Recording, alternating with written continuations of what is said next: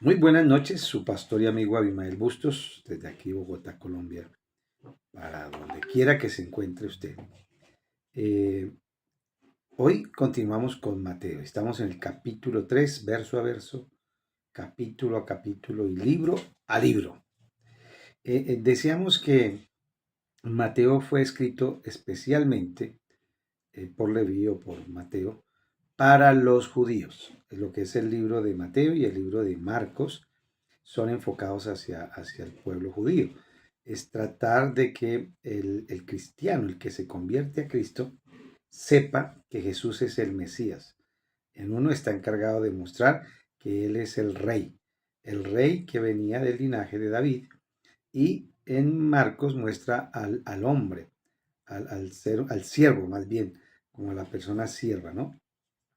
Por eso es importante que ir hilando todas estas cositas sabiendo a quién fue escrito, por qué fue escrito y para qué. Entonces la primera iglesia realmente fue judía. Esa fue la primera iglesia. Cristo quiere decir el ungido y es de lo que se había hablado todo en el Antiguo Testamento, de las promesas de todos los apóstoles, diciendo de que vendría un Mesías que salvaría a su pueblo. Eso es básicamente. Entonces está hablando, Él es el Mesías prometido. Allá en Hebreos uno Dios habla muchas veces sobre patriarcas, sobre las escrituras y todo lo que dice que ya está escrito del Señor. En Juan también dice que toda la escritura, digamos, habla de mí, dice Jesús, ¿no? El reino, o sea, la otra palabra que se usa mucho es el reino de los cielos. El reino de los cielos y un Cristo reinante. ¿Y por qué se habla del reino de los cielos y no se nombra tanto como el reino de Jesús o el reino de Dios? Porque para ellos era difícil o más bien pecado nombrar a Dios. No se podía nombrar a Dios. Entonces cambiaron esa palabra. Bueno, es una de las formas de entender, ¿no? Hay muchos que dicen no, que el reino de Dios es una cosa, que el reino de los cielos es otra, y hacen toda una conjetura, pero porque no se entiende realmente el motivo por el cual se está escribiendo y para quién se está escribiendo. Entendiendo que ellos, Mateo sabe que pronunciar el nombre de Dios no es para ellos lo mejor, entonces usan y se usa en ese momento, se usaba mucho el reino de Dios, el reino de los cielos, especialmente en Mateo, el reino de los cielos. Entonces, lógicamente, las parábolas, todo lo que tiene que ver con las parábolas, son enfocadas hacia el pueblo judío, hacia el pueblo de Israel, no necesariamente hacia la iglesia, pero ¿qué podemos extraer de todo esto de Mateo? Pues los principios, los valores, de ahí podemos extraer muchas cosas valiosas para la iglesia. Entonces, siempre va a hablar que el reino de Dios es como X y aquello, el reino de Dios es como un tesoro, como una perla, como todo esto que está diciendo, es refiriéndose el reino de Dios cuando se establezca. Y eso es después del milenio. Eso no es en ese momento, ni es ahora. Pero ¿qué si pasó? El reino de los cielos o el rey de los cielos se acercó. Dijo, el reino de los cielos se ha acercado. ¿Quién se acercó? Pues se acercó el rey. El rey se acercó para darle la buena noticia. De eso se trata Mateo, de esa buena noticia. Entonces, ¿qué va a suceder cuando ese reino de Dios se establezca? Solo cuando los judíos acepten a Jesús como el Mesías. ¿Y cuándo va a ocurrir eso? Solamente después de que venga toda la tribulación y tal, y ahí sí los judíos van a aceptar. Entonces el Señor vendrá y establecerá su reino por 1000 años en Jerusalén. Es lo que deducimos de acuerdo a cuando estudiamos allá Apocalipsis. Entonces, esta es una etapa, toda esta etapa de Mateo, él empieza a hablar sobre la siembra y es como que todavía no ha llegado la cosecha grande, pero ya llegó. Entonces, cuando Él venga por segunda vez, vendrá y recogerá toda la cosecha. Ahorita lo que hace el Señor es sembrar, y eso es lo que habla Mateo. El autor que es Mateo, que es Leví, que era un cobrador de impuestos, un publicano, un ladrón, mejor dicho, no lo quería ningún judío, y estaba al servicio de Roma, como dijimos, pero Dios lo escogió, el Señor Jesús lo trajo para que fuera uno de sus discípulos. Entonces, estos personajes eran muy rechazados. De hecho, los tenían marcados y ni siquiera los trataban. Y cuando Jesús hablaba con ellos, decía, mire, ¿cómo hace este metiéndose allá con malhechores y todas esas cosas, ¿no? Entonces, ¿para cuándo fue escrito? Decíamos que fue escrito más o menos por el año 65, 60, 70, más o menos para esa fecha, unos 30 años después de que el Señor Jesús ya había partido al cielo. Y sabemos eso porque todavía se habla del templo. Quiere decir que el templo todavía no lo habían destruido. El templo fue destruido por los romanos en el año 70. O sea que si se habla del templo y visitaba el templo y todo, quiere decir que todavía estaba allí. Cuando narra esto, Mateo no hace ninguna alusión a que el templo ya había sido destruido. Por eso entendemos que todavía estaba allí. Esa es la ventaja. Entonces, ejemplo, en el Pentecostés dice, esto es para que se cumpliese. O sea, no se había cumplido. Todo lo que Mateo habla acá siempre está haciendo alusión a los profetas del Antiguo Testamento y siempre dice esto es para que se cumpliese lo dicho por el profeta Isaías, lo dicho por el profeta Oseas o lo que sea. Entonces, esta versión, aunque se cree que fue escrita originalmente, Mateo, en hebreo, pero también se toma mucho de las escrituras de la Septuaginta, esa de donde se escogieron 70 o 72 expertos, lingüistas, escribas, que pasaron lo que existía, la Biblia del Antiguo Testamento, lo pasaron al griego o al lenguaje más común que era el griego, ¿no? Era para que los jóvenes que no perdieran la costumbre de leer, porque ya incluso el hebreo en algunos no se usaba, entonces tuvieron que, y sobre todo por los que se habían ido de Israel, entonces hicieron esta versión.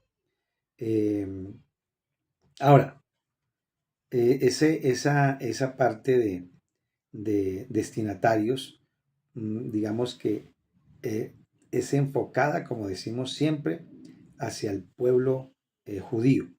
Esa era la idea, ¿no?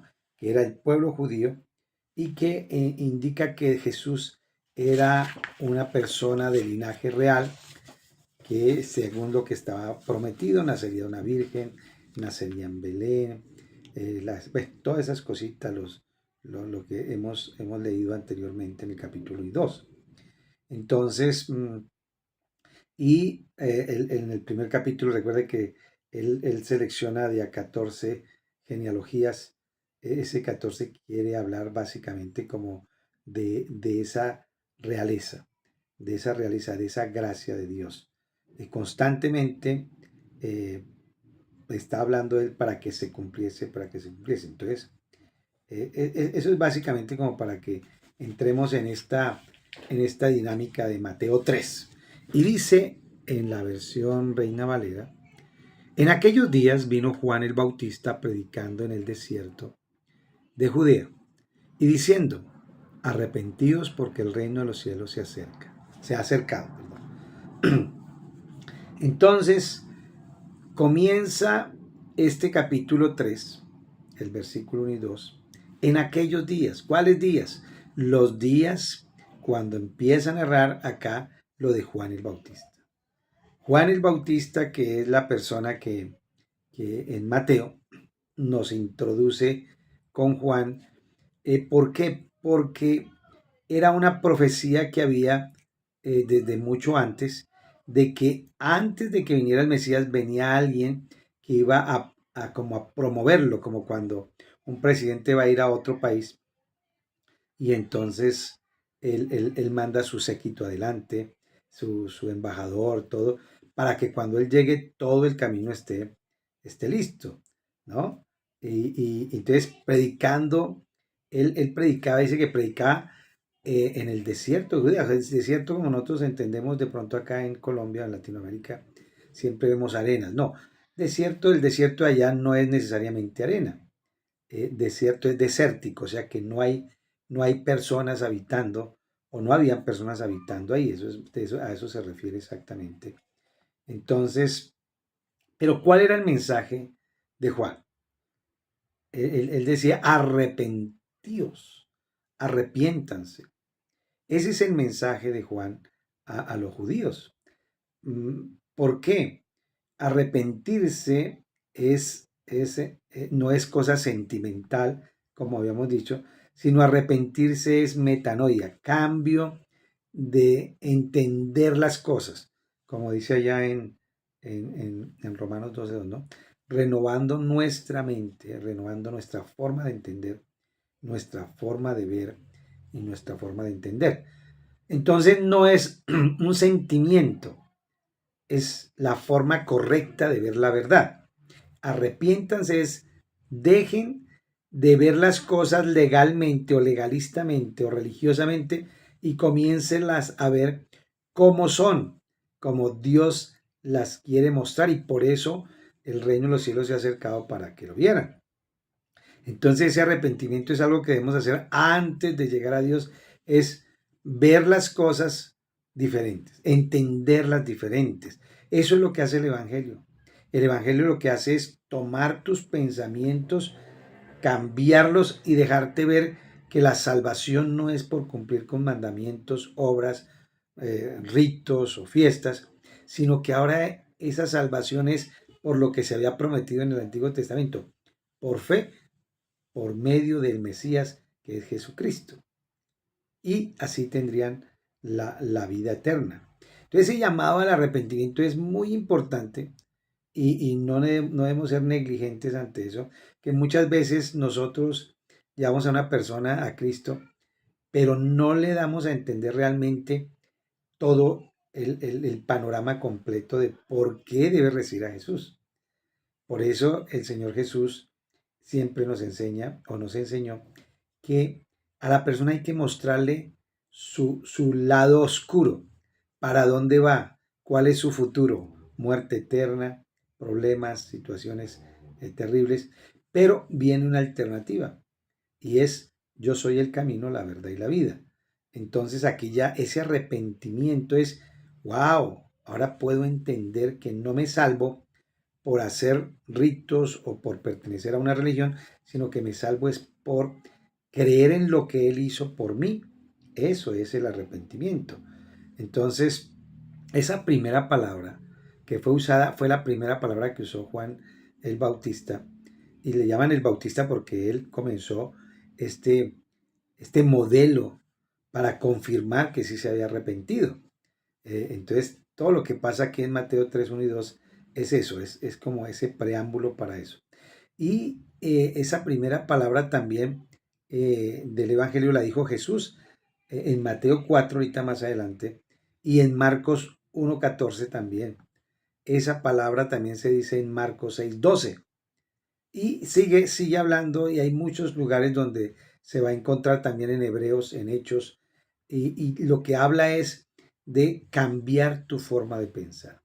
No es un sentimiento, ay, me arrepiento, estoy arrepentido de eso que hice. No, no es un sentimiento, es cuestión mental, es cuestión de lógica, es cuestión de sentido común, es cuestión de abrir los ojos espirituales y poder entender la maravillosa gracia de Dios que es por medio de Jesucristo la salvación. Y cómo se abren los ojos espirituales y cómo la gente puede entender ahora la verdad por medio del bendito Evangelio de Jesucristo, el Evangelio de Jesús, que es poder de Dios, como dice Pablo. ¿Para qué? Para cambiar la mente.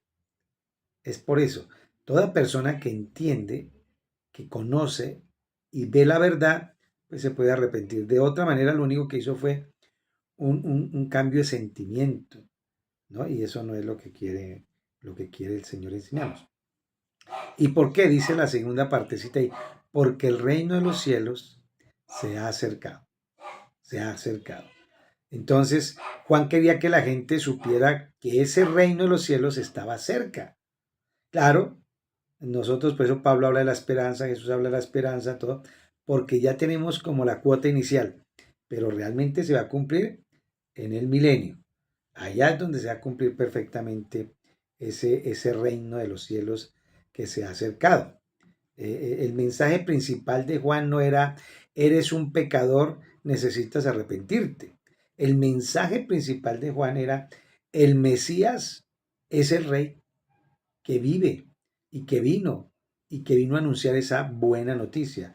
El mensaje de Juan, aunque comienza arrepiéntanse, o sea, cambien su forma de pensar, lo importante que Juan quería que supieran es que él era el rey, él era el Mesías, él era el que se había prometido, el Mesías prometido. De eso se trata. Entonces, pero ¿por qué es llamado el reino de los cielos? Después decíamos, ¿por qué? ¿Por qué llamarlo así? Bueno, porque Dios diseñó ese reino de gracia aquí. Y ese reino comenzó incluso cuando Él creó a Adán y Eva.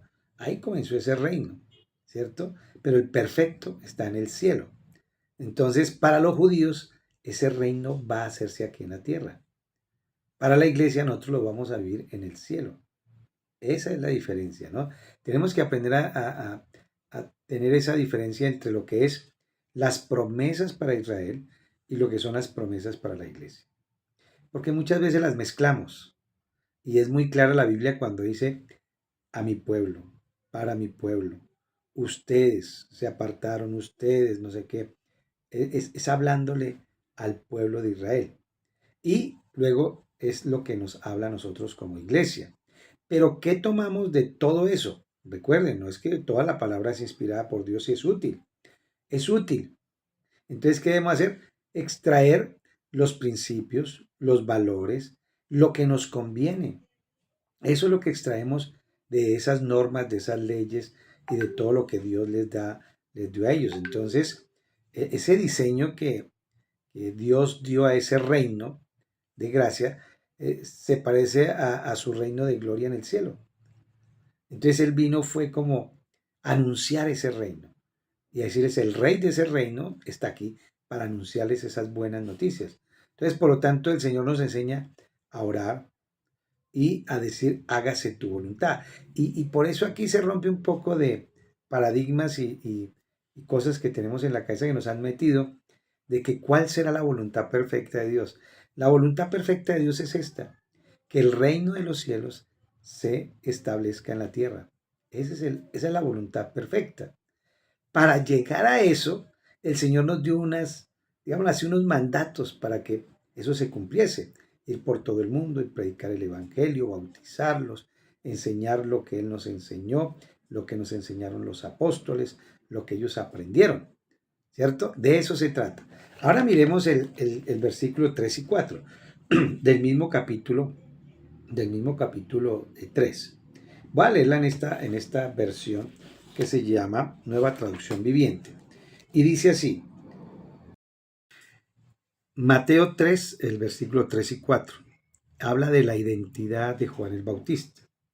Y dice así la palabra de Dios. Pues este es aquel de quien habló el profeta Isaías cuando dijo, voz del que clama en el desierto, preparad el camino del Señor, enderezad sus sendas.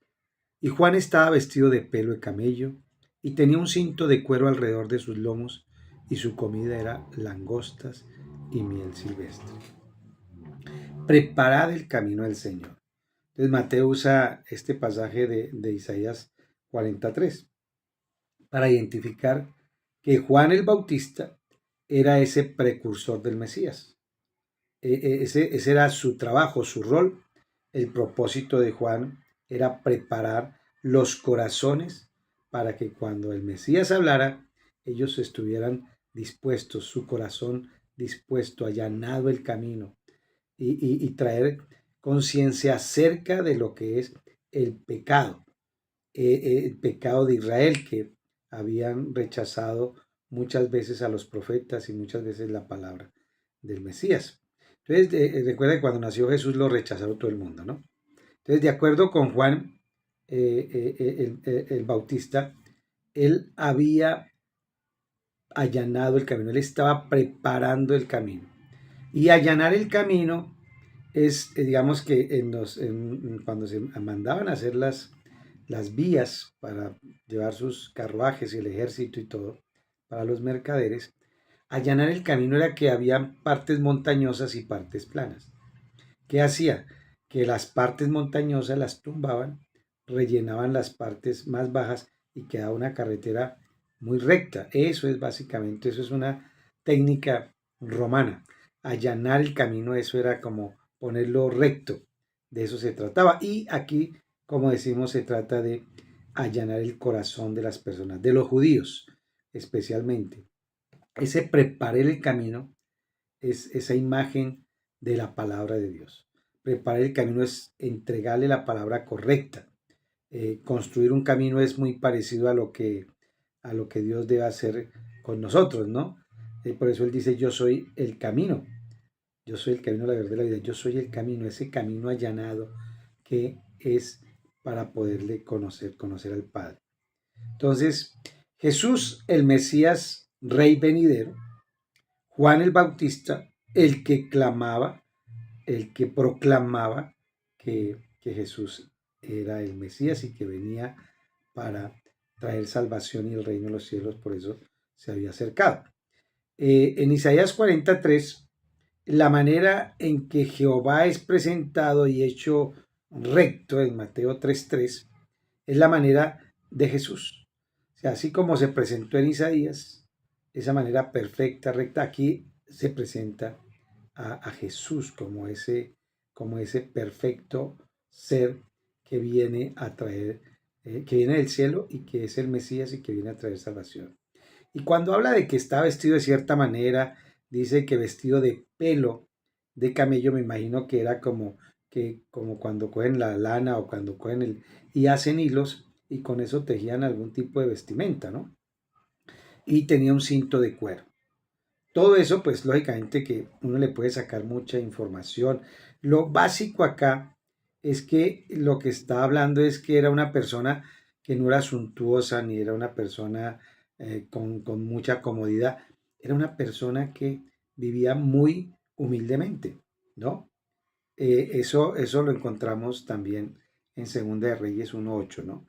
Donde Elías, hablan de Elías como ese profeta que vestía así, ¿no? Y que comía cosas del campo. O sea, no era como un rey que tenía sus banquetes y todas esas cosas, no. Pero imagine que la gente se iba hasta el desierto a escucharlo, porque su predicación era fresca, era prometedora, traía, traía esperanza. Y esa dieta que habla ahí, que pues por lo menos narran, no es necesariamente que comiera solamente eso, está diciendo en lo general que la dieta era muy natural, no era comprada, era como obtenida del campo, no estaba pensando en banquetes ni esas cosas como decimos, sino estaba pensando en la parte de ser sencillo y llevar un mensaje sencillo. Ahora, el versículo 5 y 6 del capítulo 3 dice de la siguiente manera, y salía a él Jerusalén, o sea, salían de Jerusalén a él, y toda Judea, o sea, Jerusalén y toda Judea, y toda la provincia alrededor del Jordán, y eran bautizados por él en el río Jordán, confesando que sus pecados. Esa partecita ya nos habla de un preámbulo. ¿Qué es lo que hay que hacer? Realmente uno no puede confesar algo que uno cree que es pecado.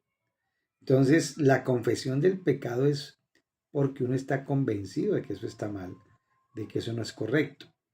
Y al confesar sus pecados estaban reconociendo su error. Y al reconocer su error, entonces había un arrepentimiento genuino, un cambio, una metanoia, un cambio de ver las cosas diferentes.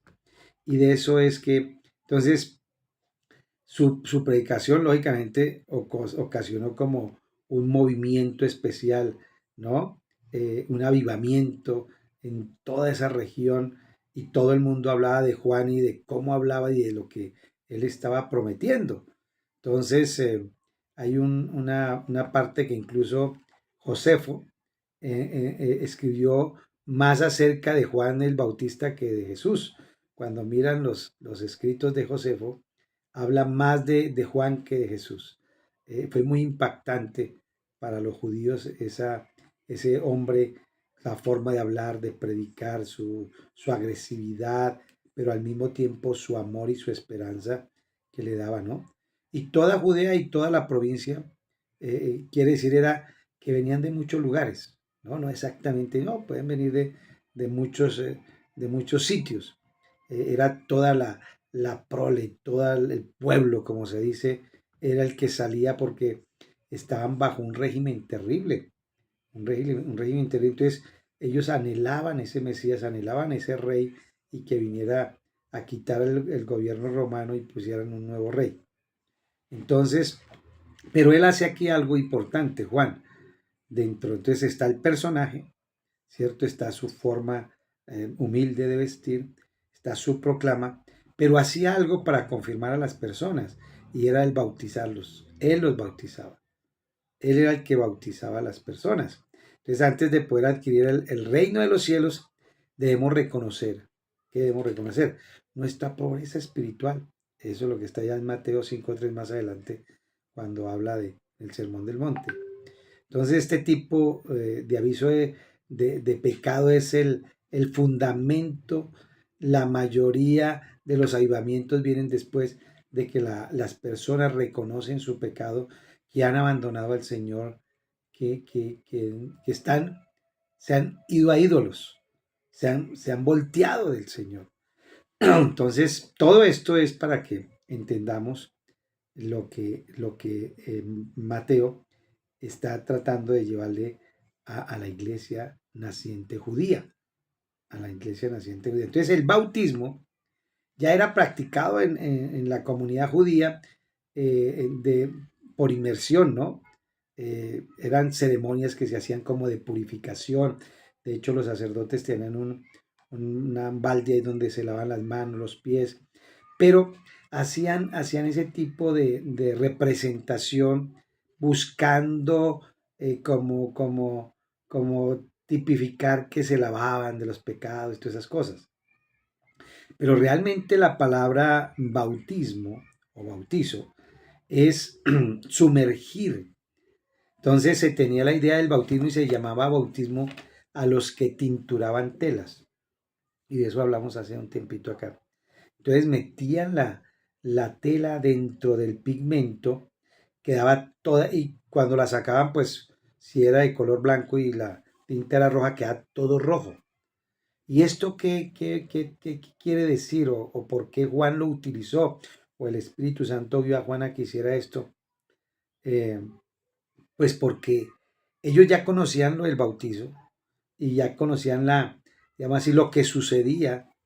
Y este bautizo, digamos así, que lo que significa, lo que tipifica es que haz de cuenta la sangre de Cristo y tú eres esa persona que se sumerge. Cuando tú te sumerges en Cristo, queda impregnado de la sangre de Cristo. Espiritualmente hablando, ¿no? Físicamente no, es agua, pero espiritualmente ocurre eso. Y por fe, su sangre nos limpia, su sangre nos lava. Es eso lo que ocurre. Entonces, tanto esa tela que eres tú y soy yo y son las personas, quedamos impregnados de ese tinte que es Jesús. Y ese tinte que Jesús se penetra en nosotros y nosotros en ese tinte. Y nos hacemos uno solo. Y por eso la palabra de Dios habla de que el Espíritu de Dios entra en nosotros y somos uno solo con Él en el Espíritu. Entonces, esa parte tipifica que nos hacemos uno solo con Dios, que reconocemos que ahora Jesús es nuestro Señor y Salvador, que Él es mi amo y dueño. Eso quiere decir el bautizo. El bautizo no es que nos salve, ni el bautizo nada, pero lo hacemos como cuando usted se casa. ¿Por qué se casa? Porque quiere mostrarle al mundo que ama a esa persona, que quiere tener hijos, que quiere tener un futuro, que van a ser uno solo, y eso se sella como con el matrimonio. ¿Cómo se sella o cómo sabe el mundo que yo soy un cristiano cuando me bautizo. Es eso, ¿no? Entonces, confesaban sus pecados y vuelvo y digo que esto era como una fórmula que tenían, pero aquí Juan es más directo y más fuerte. Entonces, significa, mientras van confesando, ¿cierto? Entonces, eso es, confiesen, es una vaina participativa, como un verbo participio, ¿no? Dice confesando sus pecados, entonces esto es la confesión de pecados. Es individual, no es en grupo, ¿no? Pero era algo nuevo para los judíos, porque ellos creían que eran buenos, guardaban las fiestas. Recuerda el joven rico, él se creía buenísimo, él no había pecado ni nada, pero descubrió que no. Entonces, la confesión de esos pecados y luego venía el bautizo, era la forma como de reconocer la culpa, ¿cierto? La forma de ser partícipe de lo que el Señor es. Cuando Jesús muere y resucita, él dice Pablo ya que fuimos, que el bautizo es que morimos con Él y resucitamos con Él. Nos hacemos uno solo en su muerte y en su resurrección. O sea que ya nunca más volvemos a morir, nunca más, porque morimos y resucitamos con Cristo. Y en Mateo, el versículo del 7 al 12 es esa confrontación de Juan con los religiosos, con los líderes fariseos, los saduceos y todos los que manejaban allá el Sanedrín. Entonces dice la palabra de Dios que al ver él que muchos de los fariseos, de los religiosos, y de los saduceos, eran dos religiones que se oponían entre ellas, venían a su bautismo, les decía esto: generación de víboras, ¿quién os enseñó a huir de la ira venidera? Haced pues frutos dignos de arrepentimiento, y no penséis decir dentro de vosotros mismos: Abraham tenemos por padre. Eh, Porque yo os digo que Dios puede levantar hijos a Abraham aún de estas piedras. Y ya también el hacha está puesta a la raíz de los árboles. Por tanto, todo árbol que no dé buen fruto es cortado y echado en el fuego. Yo a la verdad os bautizo en agua. ¿Para qué? Para arrepentimiento. Pero el que viene tras de mí, cuyo calzado no soy digno de llevar, es más poderoso que yo. Él os bautizará en Espíritu Santo y fuego. Su aventador está en su mano y limpiará su era y recogerá su trigo en el granero y quemará la paja en el fuego que nunca se apagará. Al ver el que muchos fariseos y saduceos se acercaban, entonces él aquí, esto está mostrando que era tan poderosa su predicación que incluso hasta los más religiosos querían acercarse para arrepentirse y ser bautizados. No se sabe si era para aparentar, porque a ellos les gustaba mucho la apariencia, pero estos dos grupos eran muy diferentes. Unos creían en la resurrección de los muertos y la otra no. Unos creían en los ángeles, los otros no. Y tenían varias diferencias. Eso era básicamente como hay muchas diferencias entre ellos, ¿no? A menudo interpretaban muy la ley a su manera y no correctamente. Eran hipócritas porque ellos practicaban las cosas era para que los vieran las demás personas, pero no porque realmente ellos lo hicieran por amor o por cumplir la ley.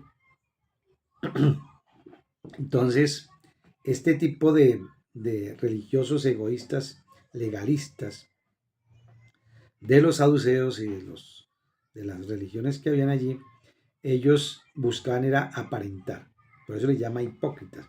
Y también les llama hipócritas porque ellos conocían muy bien todas las profecías sobre el Mesías, pero aún sabiendo y con la predicación de Juan en este momento y todo, ellos seguían practicando todavía sus ritos y sus cosas, ¿no? Entonces, entre ellos mismos se peleaban, entre esos dos tipos de religiones se echaban pullas, siendo del mismo pueblo judío. Entre ellos habían muchas tendencias o doctrinas, por llamarle así para que lo entiendan ustedes. Entonces, cuando él habla, cuando dice, ¿quién les enseñó a huir de la ira venidera? ¿Cuál es esa ira venidera? La ira de Dios que está guardada y reservada para el tiempo de la gran tribulación. Entonces, era como un llamado. ¿Quieren huir de la ira venidera? Bueno, ya pueden hacerlo. ¿Quién les enseñó? ¿Quién les enseñó? Está retando, es una palabra retórica, ¿no? Porque la ira de Dios es justa y bien merecida para todo aquel que rechace a su Hijo. Esa ira muchas veces es ignorada y menospreciada porque como no es inmediata, sino es lo que va a suceder, pues la gente no dice, ay, pero ¿cuándo es que viene al fin el Señor? Mire, pero ocurre un temblor o algo y sí nos asustamos, ¿no? Entonces esa ira es terrible porque es la ira de Dios. Esa es más terrible. Lo que nos sucede, los terremotos, los temblores, catástrofes, eso no es la ira de Dios. Esa es la consecuencia del pecado y la tierra gime y clama para que el Señor venga. Entonces la ira de Dios nadie la puede soportar. Y para eso no es sino que se acerque a Apocalipsis y lo lea y verá que le va a dar un poquito de entender de lo que es esa ira. Entonces lo que Juan les dijo es que hicieran también o sea, que más bien, que hicieran como instrucciones. Es un instructivo. Huyan implica una acción inmediata, implica acción rápida, implica movimiento recto, sin desvío. Huyan es, corran hacia el Señor, corran hacia Cristo. Entonces, y dice luego, y no penséis decir dentro de ustedes mismos, ah, no, Abraham tenemos como padre, o sea, nosotros tenemos a Abraham como nuestro papá. Y él les dice, no, si fuera por eso, vea, el Señor puede de las piedras sacar, por eso les dice generación de víboras, porque ellos se daban a conocer como muy santos, como muy de buenos, y la verdad que no. Por eso el Señor Jesús los exhorta tanto. Y también dice esto, el hacha está puesta a la raíz de los árboles. Todo ya ha sido observado, que aquí hay una alusión como a un leñador, ¿no? Un cortador de árboles. Quien habiendo ya marcado dónde va, hizo la traza, bueno, por aquí voy a empezar a cortar estos árboles. Entonces ya está listo para que caiga para el infierno. Ya están. Ese es más o menos. Comience a dar golpes y mire a ver. O hay un verdadero arrepentimiento, dejan ser hipócritas y eso es lo que más o menos Juan les está diciendo. Ya están ustedes prácticamente yéndose para el hueco. Entonces, les da ese tipo de ilustración para que entiendan que, y luego ahí viene ya otra más, donde dice, yo a la verdad los bautizo en agua para arrepentimiento. O sea, porque ese es el preparar el camino, el arrepentimiento, el cambio de qué? De pensamiento. Entonces eso era igual que el bautismo que hacemos nosotros en Cristo, ¿cierto? Que decimos que está en Juan, en Romanos 6:3, que incluye como esa representación de que somos sumergidos con Cristo y resucitamos con Cristo. Y luego habla de esto, ve a Jesús como lo más grande, como lo más hermoso, como lo más puro. Y dice, pero es que yo no soy digno del calzado, yo no soy digno de llevar, digamos así que no hay forma de comparar, o sea, usted es demasiado, usted es el creador del universo. Entonces, Juan lo que hace aquí nos habla es de identidad. Tú eres Dios, tú eres el Rey, tú eres el Señor. Yo soy un humano, yo soy el que vengo a anunciar. Yo soy Juan, usted es el Señor. Es una forma de reconocer la grandeza de Jesús. Es lo que está haciendo Juan, mostrando, no es digno de llevar el calzado de Jesús, de ponerse en los zapatos de él, porque seguramente que ya el Espíritu Santo le había mostrado también todo ese sacrificio perfecto que él iba a hacer. Entonces, y él habla acá de que él los bautiza con agua, pero, dice así, dice, él los bautizará en el Espíritu Santo y fuego. Su aventador está en su mano y limpiará la suera y recogerá su trigo en el granero. Entonces aquí Juan está advirtiendo que preparen para la venida del Señor, porque Él vendrá a juzgar con juicio. Él, o sea, Jesús, los va a bautizar ¿en qué? En Espíritu Santo. O sea, nos va a sumergir ¿en qué? Nos va a impregnar ¿en qué? En el Espíritu Santo. Tanto el Espíritu Santo como su iglesia se hacen uno, quedamos impregnados del mismo colorcito. Es como una fusión, ¿no? Es más o menos eso que está prácticamente lo que es el nuevo pacto. El nuevo pacto, por eso allá en Ezequiel 37:14 habla de ese nuevo pacto. Y luego dice, ¿nos bautizará qué? Y fuego. El bautizar con fuego, o sea, el sumergir, otra vez aprendan, sumergir en fuego. Entonces, ese fuego nos sumerge, quiere decir que a nosotros, a los que somos bautizados en el Espíritu y fuego, el fuego ya nos quemará. Pero el que no está bautizado en el Espíritu, el fuego lo consume, se lo traga. Y lo compara con la hojarasca, con la paja, que es un residuo que ya no tiene valor y que hace con eso lo que sobra del trigo, se quema, ¿cierto?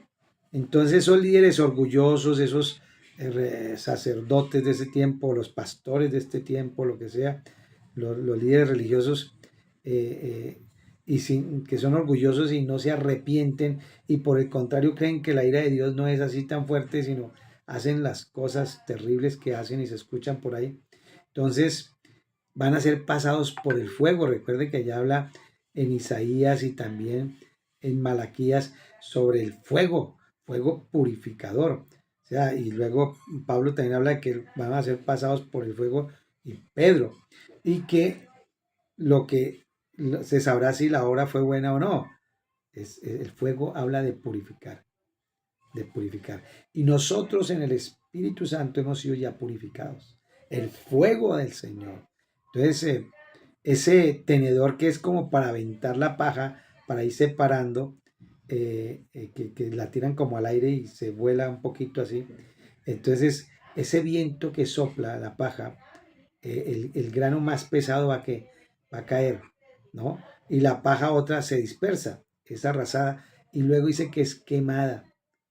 El piso que donde va a quedar empieza a ser quemado. Entonces, los líderes judíos pensaban que el Mesías vendría con juicio y tal, pero resulta que el Señor vino fue como siervo. Ellos ahí no la entendieron por no haber leído correctamente. Entonces, el ministerio de Juan el Bautista el de Juan era el de bautizar y el de Jesús que era el de salvar. Entonces, Jesús viene a Juan para ser bautizado. Y eso está el capítulo, el versículo del capítulo 3, el 13 y 14.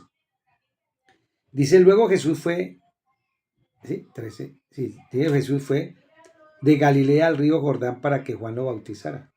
Pero Juan intentó convencerlo de que no lo hiciera. Y le decía, yo soy el que necesita que tú me bautices, dijo Juan. Entonces, ¿por qué vienes tú a mí? Pero Jesús le dijo, así debe hacerse porque tenemos que cumplir con todo lo que Dios exige. Allá en la Reina Valera dice, con toda justicia, ¿cierto? Tú vienes a mí, Señor, tú vienes a mí. Entonces Jesús tuvo que desplazarse hasta Galilea, a donde el Señor Jesús estaba arriba, ¿no? Y se desplaza a Galilea, al río, para ser bautizado por él. Y Juan se le oponía. Entonces, esta es una aparición de Jesús importante porque aquí como que se marca la primera parte de la historia de Jesús y de Mateo también. Aquí hay como ya es Jesús grande, ya está mayorcito, ya comienza es con Juan. De niño pasaron ahí rápido como unos 20 años, fueron rapidito para comenzar el capítulo 3. Entonces, este primer acto en su vida ya adulta y ministerial tiene un significado muy profundo en su ministerio y en lo futuro de él. Todo lo que iba a pasar dependía de este acto. Entonces nadie lo trajo a Juan, él mismo fue. Él no fue obligado para ser bautizado. Entonces uno dice, bueno, Jesús viene donde Juan y dice que el bautizo es para que se arrepiéntanse y bautícense, ¿no? O sea que era para gente pecadora y que necesita arrepentirse quiere decir que ha pecado. Pero Jesús ni ha pecado, ni necesita arrepentirse de nada porque no ha pecado en nada. Entonces, y dice Jesús, dice Juan, por eso dice, yo necesito ser bautizado es por ti, porque tú eres perfecto, santo, y tú vienes a mí. Entonces, aquí es como esa ironía, ¿no? De esta situación. Jesús no tenía nada de qué arrepentirse, ¿no? Jesús no tenía ningún pecado. Eso es como si Juan hubiera dicho a Jesús, yo necesito tu bautismo de espíritu y fuego. Eso era lo que estaba diciéndole Juan. Y yo bautizo es con agua, pero usted sí bautiza con el de verdad. De eso, de esa partecita, yo quiero hablarles acá algo rápido. Y es que, ¿por qué el Señor, por qué se fue a bautizar? Y yo quiero darles aquí algunos 2 o 3 o 4 puntitos. El primero es porque Él quería que se cumpliese toda justicia. Toda justicia. Entonces, por eso le responde, deja que ahora, porque así conviene que cumplamos toda justicia. Toda justicia. Y si eso es para cumplir justicia, ¿y qué es toda justicia? Aquí aprendan eso. Toda justicia es hacer la voluntad del Padre, la voluntad de Dios. Cuando dice sean justos es hagan la voluntad de Dios. Eso es. Hagan justicia es hagan que la voluntad de Dios se cumpla. Entonces Jesús tenía que parecía extraño para Juan esto de que cómo así que cumpla toda justicia si él era puro, él era santo, él era el Dios, ¿no? Entonces aquí Jesús, primero que todo, honra al Padre, ¿cierto? Segundo, ¿por qué Jesús va? La segunda razón es porque Jesús quiere identificarse con el pecador. Quiere decirle, usted no va a hacer nada que yo no haya hecho. Si yo les mando que se bauticen, yo lo voy a hacer también, como un acto de justicia y de obediencia, para identificarse con nosotros, sus hermanos, que somos pecadores. El pecador, nosotros, y él, el santo. Entonces él se identifica, porque imagínense que no se hubiera mandado bautizar Jesús. Entonces nosotros podríamos decir, no, yo no me bautizo porque, aunque fuera un mandato de Jesús, porque si Jesús no se bautizó, yo no lo hago. ¿Mm? Entonces Jesús lo hizo por esa razón. Entonces, aunque Jesús es santo puro, él dijo, yo lo voy a hacer para que se cumpla toda justicia. Entonces, el bautizo de Cristo puede causar un poco de malentendidos en mucha gente e incluso hasta crean doctrinas raras ahí. No, eso hay que tener mucho cuidado. Entonces, dice que ya entendimos que es para identificarse, honrar a Dios, o sea, que se cumpla toda justicia, para que se identifica con nosotros, ¿cierto? Que se sumerge, se hace uno con nosotros. Y para tipificar que Él iba a morir, era bautizarse, iba a resucitar, iba a salir. Iba a morir como hombre y a resucitar como el Señor Jesucristo eterno. ¿Ah? Tremendo, ¿no? Entonces es por eso lo dejó, le dejó que lo hiciera. Y de 8 también otro punto más, para que lo anote, llevamos como en 4. Y es que al hacerlo, estaba diciendo, Juan es el profeta de que habló Isaías.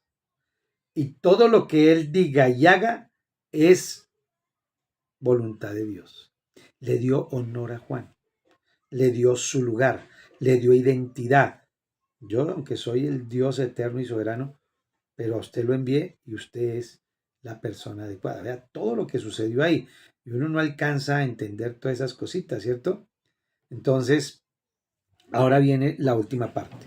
Y la última parte, el 16-17. Después del bautizo, mientras Jesús salía del agua, los cielos se abrieron y vio al Espíritu de Dios que descendía sobre él como en forma de paloma, y una voz dijo desde el cielo, este es mi Hijo amado, quien me da un gran gozo. Allá dice, aquí en la Reina Valera dice, hubo una gran voz en el cielo que decía, este es mi Hijo amado, en quien tengo complacencia, o en quien mi corazón se complace. Entonces era importante para Dios el Padre honrar a su Hijo, darle identidad. En esa época, y los judíos lo practican, que es la celebración del Bar Mitzvah, que los muchachos cuando pasan de niños a adultos, se hace una fiesta y el padre le grita, este es mi hombre, mi varón, mi hijo amado. O cuando la niña cumple su mayoría, pasa de niña a mujer, esta es mi hija amada, me siento complacido, me siento feliz, honrado de tener a mi hija o de tener a mi hijo. Y eso lo hacían, y aquí Jesús lo hace con su hijo, porque muy seguramente, como José no era el padre, y aparte eso ya había muerto, entonces Dios Padre lo hace para darle seguridad, identidad a su hijo, y que todos reconozcan que Él es el Padre, el que está bajo, ¿quién es? El Hijo. Aquí muchas de esas doctrinas, y lo digo con respeto porque tengo muchos amigos de la doctrina unitaria, pero aquí es muy claro. Aquí el que habla es el Padre para darle honra al Hijo, ¿cierto? Quien baja, ¿quién es? El Espíritu Santo de Dios. Tres personas distintas, un solo Dios verdadero. Tres personas, una sola esencia. Esta es la doctrina de la Trinidad. Y hay muchos más versos, solamente que aquí como nos tocó esta, pues estamos... Entonces, esa no es que el Espíritu Santo sea una paloma, una energía, no. El Espíritu Santo es una persona y hay muchos versos en la Biblia donde no es el tema, pero podíamos verlo, ¿no? Cuando en Hechos, este parejita que llevó el dinero y se guardó un poco, Pedro le dice, ¿por qué mintieron al Espíritu Santo? ¿Ah? Ahí está muy claro. O sea, no es una energía, es una persona.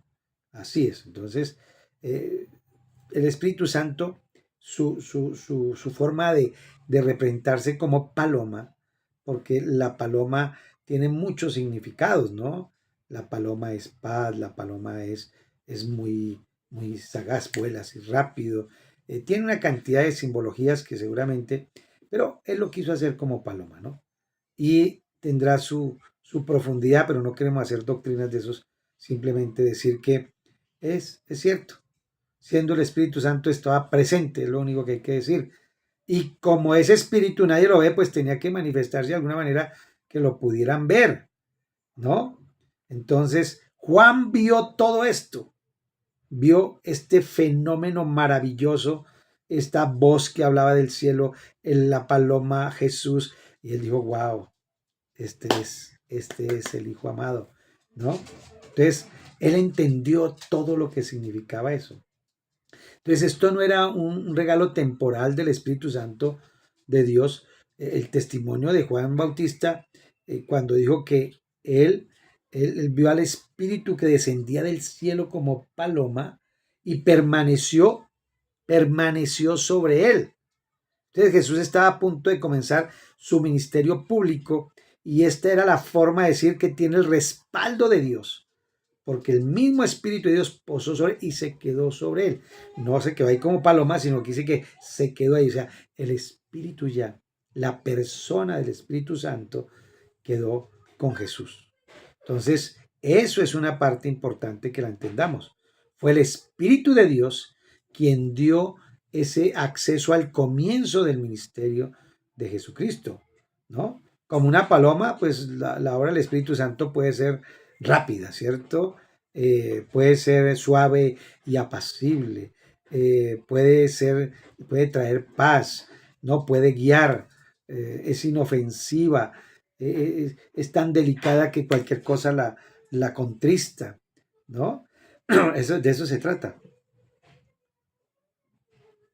Eso es como muchas cosas que podríamos hablar ahí.